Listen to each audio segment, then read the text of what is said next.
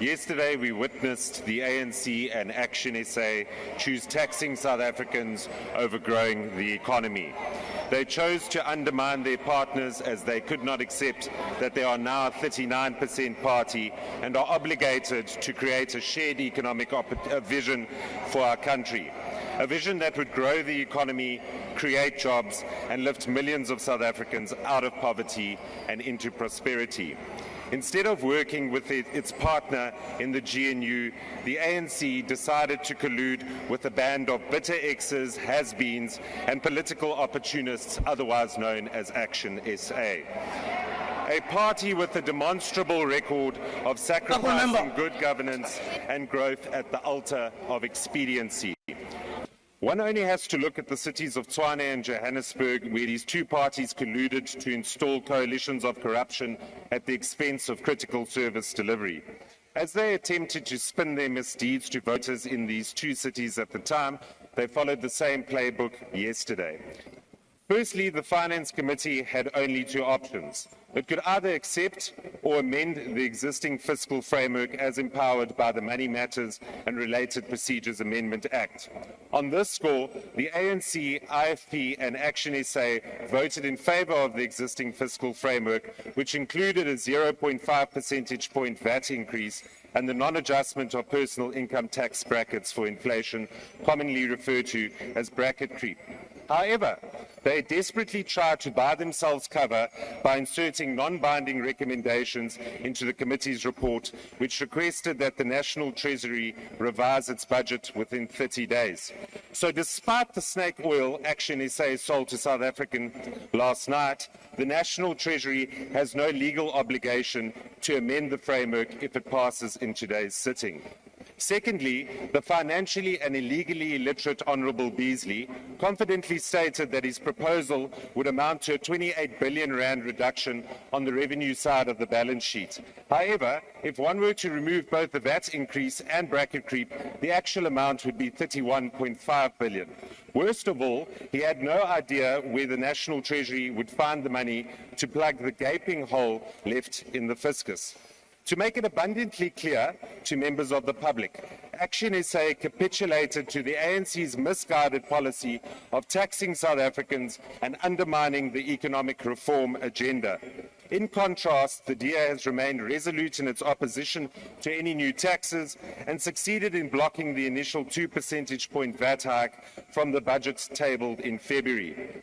Furthermore, the DA submitted a fully costed alternative to the existing fiscal framework, which would have generated 27.2 billion in savings from national departments alone. These savings could have been used to eliminate the need for any tax hikes and prioritise expenditure towards growth-enhancing reforms.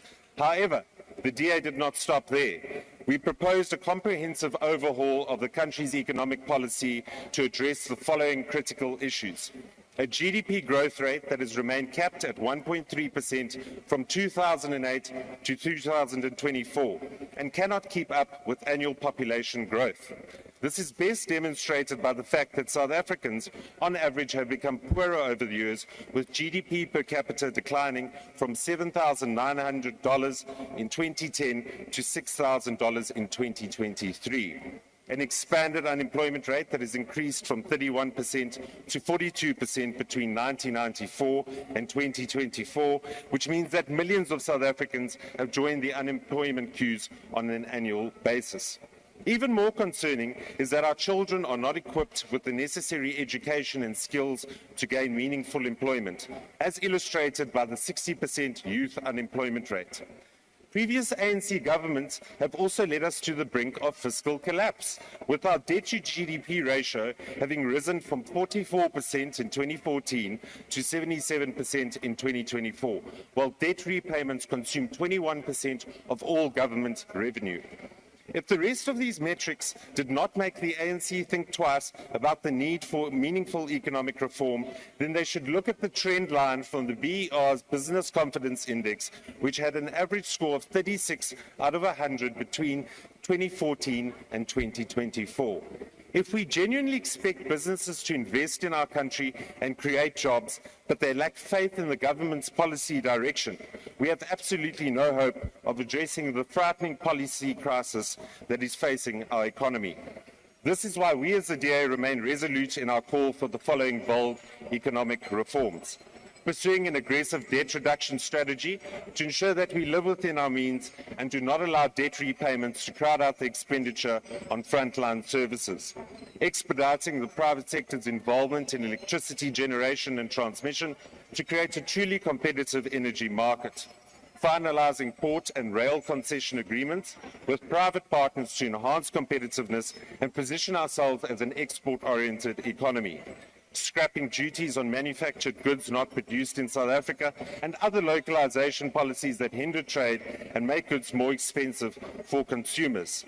And lastly, removing the extension of collection bargaining council wage agreements for SMMEs, which hinder hiring and add to the number of South Africans in grinding unemployment. Honourable Deputy Speaker, the choice before us today is clear. Those parties in favour of voting for this fiscal framework will betray the voters who elected them to this very House. My only advice to these parties is, good luck explaining this to your voters at the local government elections next year, and do not be surprised when they punish your expediency at the voting booth. The DA rejects this pro-tax, anti-growth budget with the contempt it deserves. I thank you, Deputy Speaker.